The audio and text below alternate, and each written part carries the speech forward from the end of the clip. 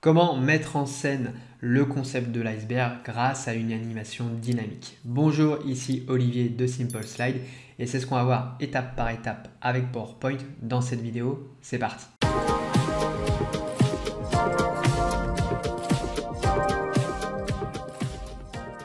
Alors pour réaliser notre animation autour du concept de l'iceberg avec la face émergée et puis la face immergée, eh bien la première chose dont on va avoir besoin, c'est tout simplement une photo d'iceberg. Donc pour notre exemple, eh bien moi j'ai choisi cette photo d'iceberg que je viens de vous mettre sur une diapositive. Alors la première étape pour réaliser notre animation, ça va être déjà de passer notre photo d'iceberg en plein écran. Donc pour ça, je prends ma photo, je viens l'étirer sur ma diapositive. Alors je prends soin de maintenir la touche CTRL appuyé pour garder les proportions de ma photo et maintenant je vais venir rogner cette photo.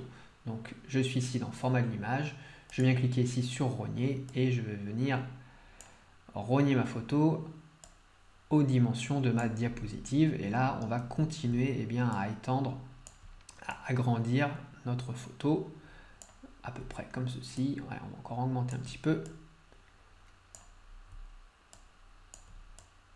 Voilà, comme ceci, et je viens, vous voyez, mettre mon visuel à ce niveau-là. Voilà.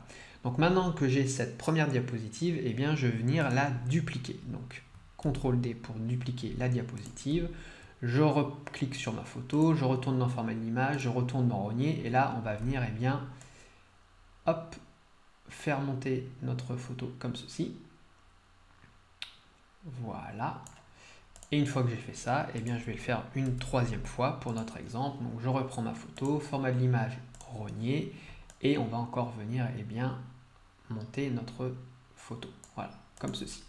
Maintenant que j'ai fait ça, donc vous voyez, j'ai bien 3 diapositives avec chaque partie, on va dire, de mon iceberg. On va cliquer sur les diapos 2 et 3, on va aller dans transition et on va utiliser la transition morphose. Donc c'est ça qui va faire, vous voyez, cette apparition progressive de nos différents éléments de notre iceberg. Vous voyez, on a cette fluidité comme ça qui apparaît. Alors, on peut le faire avec la transition morphose. Vous pouvez également utiliser la transition poussée qui fonctionne également très bien pour ce genre de technique. Voilà, donc ça, on a fait notre première étape, c'est-à-dire qu'on a notre squelette de présentation avec nos 3 parties de photos d'iceberg. Maintenant, ce qu'on va faire, c'est qu'on va venir rajouter nos textes. Donc, le premier texte qu'on va rajouter, c'est celui sur le titre. Alors, je vais taper ici donc challenge. Voilà. Alors, maintenant, on va faire un peu l'habillage graphique de ce titre-là. Donc là, je vais choisir en police de caractère une police qui s'appelle Barlow Condensed Black. Voilà. On va venir l'agrandir comme ceci. Et on va venir faire l'habillage graphique, c'est-à-dire qu'on va un peu changer on va rajouter de l'ombrage par exemple, on va rajouter un dégradé sur ce titre-là. Donc là, je vais sélectionner mon texte, je vais faire un format de la forme ici, et dans le volet ici, on ne va pas aller sur option de forme, mais on va aller sur option de texte. Et c'est là on va pouvoir avoir vraiment des réglages qui vont être spécifiques au texte. Donc première chose qu'on va faire, c'est qu'on va venir appliquer un petit dégradé sur notre texte. Donc je fais ici dans remplissage en dégradé. Donc là, j'ai un dégradé qui s'applique sur mon texte qui correspond en fait à l'ancien dégradé que j'ai utilisé préalablement dans PowerPoint. Donc ça ne va pas être ces coloris-là qui vont nous intéresser pour nous. Donc ce qu'on va faire, c'est qu'on va venir faire nos modifications. Alors ce qu'on va faire, on va garder ici le point blanc et là on va faire un point légèrement bleuté sur notre texte. On va donc modifier l'orientation de notre dégradé comme ceci. Voilà, vous voyez, on a quelque chose d'un peu plus léger. Ce qu'on va également faire, c'est qu'on va venir rajouter un ombrage donc, sur notre titre.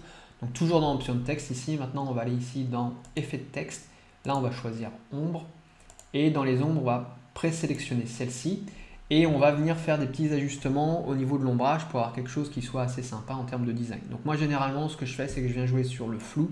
Je rajoute un peu de flou comme ça sur mon texte et on joue également sur la transparaison. Voilà, ce qui permet, vous voyez, de venir bien intégrer notre titre sur notre diapositive. Donc on a notre titre, on a notre photo. Maintenant on va venir rajouter différents éléments de texte pour venir appuyer notre propos. Donc première chose, eh bien, on va venir faire un titre et puis un texte. Donc là, je vais simplement dupliquer ce texte-là. On va taper enjeu, pardon.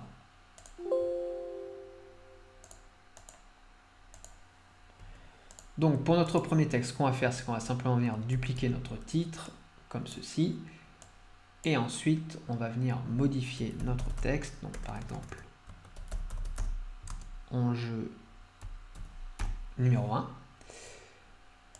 On va venir réduire la taille du texte. Comme ceci. Alors ce qu'on va faire, c'est qu'on va enlever le dégradé pour avoir quelque chose d'un petit peu plus lisible. Donc on va le passer directement en blanc, comme ceci. Et on va en profiter pour réduire un petit peu. Là on était en black. Ce que je vous propose, c'est qu'on passe en semi-bold pour ce titre-là. Et on va également donc récupérer un peu de texte. Donc là on va prendre du faux texte, hein, tout simplement.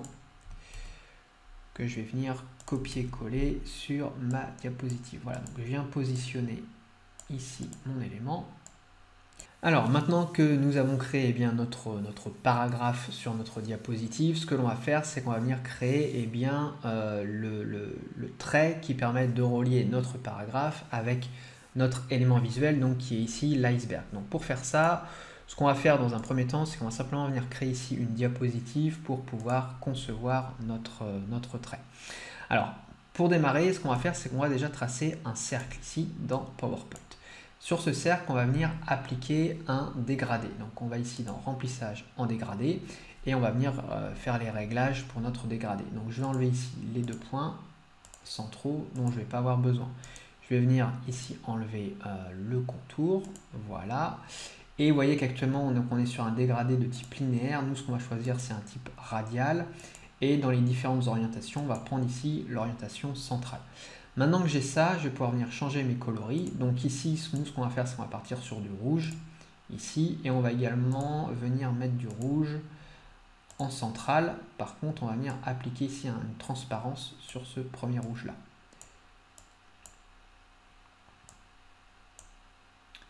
Voilà, de cette façon-là. Et on va venir pousser le curseur également comme ceci. Voilà, là, on va faire une légère transparence à ce niveau-là. Ok, maintenant que j'ai ça, eh bien, je vais venir dupliquer ce premier cercle-là. Je vais le réduire légèrement. On vient le réappliquer, vous voyez, par-dessus. Et je le fais une deuxième fois en tout cas, de façon à avoir 3 cercles. Donc une fois que j'ai ces 3 cercles-là, eh bien, on va venir les grouper. On va venir les copier et les coller sur notre diapositive. Donc, comme ceci, donc vous voyez, je vais venir la positionner à peu près à cet endroit-là, comme ceci. Et maintenant, on va pouvoir venir faire notre animation. Donc, la première chose, donc on va venir animer ça. Donc, on va aller ici donc, dans animation et on va choisir zoom ici. Vous voyez, ce qui permet d'avoir cette apparition de cette façon-là. Et nous, ce qu'on veut, c'est qu'après, on ait un effet un peu clignotant qui reste sur toute la diapositive, en tout cas pendant tout le temps d'animation de la diapositive. Donc pour faire ça, eh bien, on va aller ici dans notre volet animation et on va venir choisir option les propriétés de l'animation. On va aller dans minutage et là, on va faire répéter jusqu'à la fin de la diapositive. Voilà. Donc ça veut dire que, eh bien, on aura un peu cet effet clignotant sur notre diapositive. Maintenant, on va pouvoir venir rajouter un trait. Voilà, on va le mettre en rouge.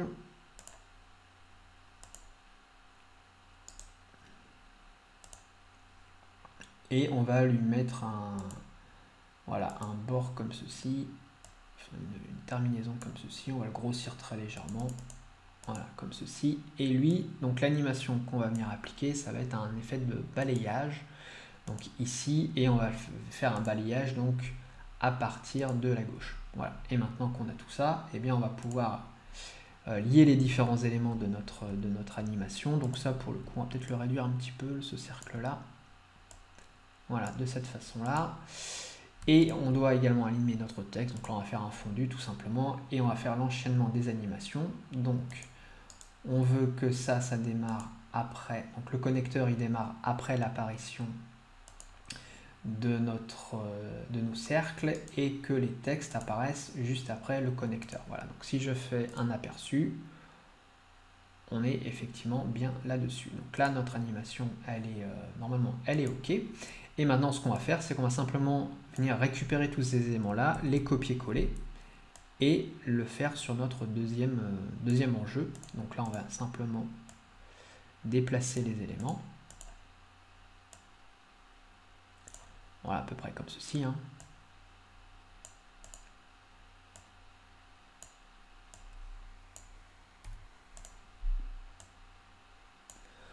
On va venir déplacer, en tout cas, faire pivoter notre trait. Et là où il faut simplement qu'on soit un peu vigilant, c'est que, eh bien, on va devoir venir changer le sens d'orientation de notre animation. Donc du coup, maintenant, à partir de la droite. Voilà. Donc on va lancer l'animation pour voir ce que ça donne. Et voilà, vous voyez, on a bien nos éléments qui s'animent comme on le souhaite. Donc une fois qu'on a fait ça, eh bien, on va pouvoir simplement récupérer ces éléments-là, les copier et les coller sur nos diapositives et faire les changements de texte dont on a besoin. Donc là, ici, on va passer les textes en blanc pour que ce soit lisible. Ici, et on vient changer les numérotations et un peu les emplacements pour que ce soit cohérent avec le graphisme. Donc là, je pense que bon, là, on est bon. Et là, on est plutôt bon. En fait, on va peut-être le décaler légèrement, ça. Voilà, comme ceci. Et idem pour notre dernière diapositive, on vient coller les éléments.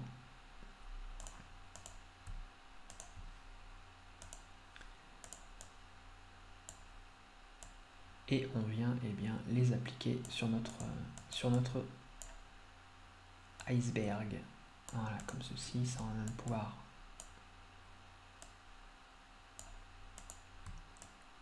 l'écarter un petit peu.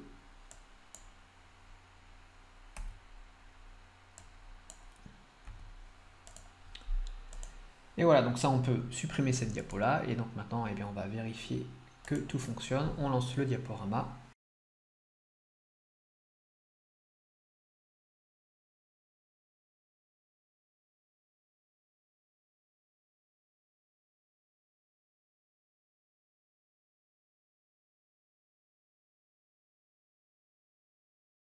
Et voilà, alors on peut trouver que là que les clignotants sont un peu trop rapides, donc ce qu'on peut faire en fait, c'est revenir sur notre animation. On va aller ici dans l'animation, on voit qu'on est à 0,5, donc on peut tout simplement l'augmenter un petit peu, ce qui permettra d'avoir quelque chose d'un petit peu plus, lent à l'affichage. Voilà pour ce tutoriel, j'espère que ça vous a plu. Vous pouvez trouver les façons de télécharger ce tuto, en tout cas cet exemple en description de la vidéo. Si vous avez aimé cette vidéo, n'hésitez pas à la liker et à vous abonner à la chaîne. Et puis si vous souhaitez donner plus d'impact à vos supports de présentation, eh bien, vous trouverez également en description de cette vidéo une vidéo sur les 4 piliers pour construire des présentations captivantes et impactantes. Voilà, vous trouverez toutes les infos en description et je vous dis à bientôt pour une nouvelle vidéo.